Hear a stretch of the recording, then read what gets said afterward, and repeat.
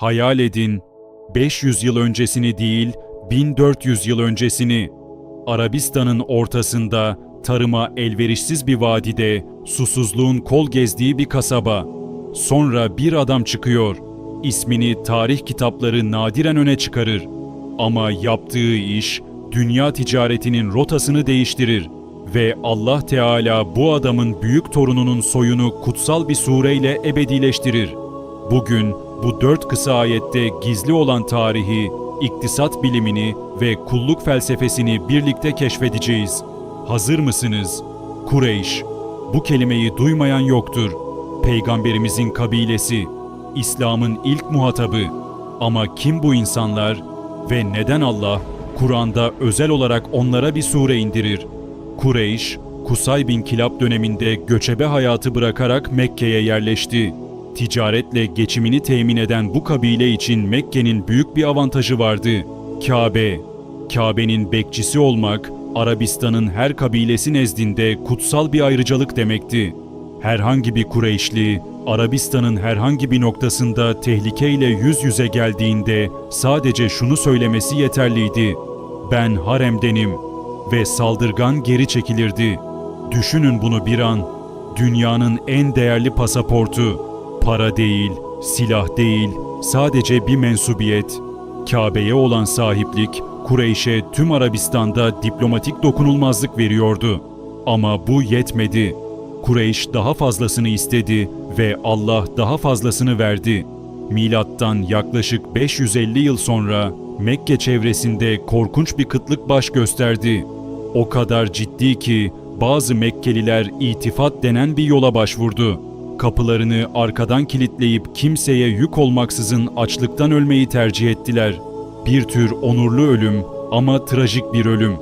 İşte tam bu noktada sahneye Haşim bin Abdümenaf çıkar. Hazreti Peygamber'in büyük dedesi, Kureyş'in vizyoner lideri.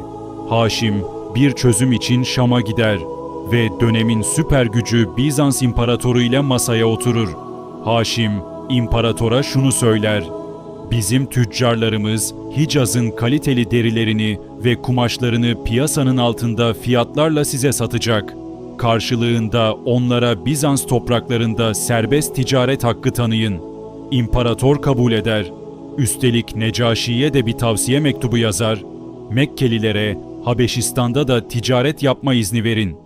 Bu tarihsel anlaşmanın adı İlaf. Alıştırma, ülfet, antlaşma demek. Ve Kur'an bu kelimeyi ölümsüzleştirdi. Haşim'in kardeşleri de devreye girdi. Muttalip, Yemen ile, Abdüşems, Habeşistan ile, Nevfel, İran ile antlaşmalar yaptı. Kısa sürede Kureyş, yaz mevsiminde Şam'a ve Anadolu'ya, kış mevsiminde Yemen ve Habeşistan'a uzanan büyük bir ticaret koridoru kurdu.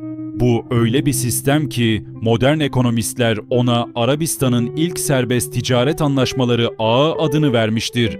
Bu sistem Mekke'yi adeta Hicaz'ın ekonomik başkenti haline getirdi. Peki Kureyşliler bu antlaşmalarda güzergahtaki kabileleri nasıl kazandı? Çok zekice bir yöntemle.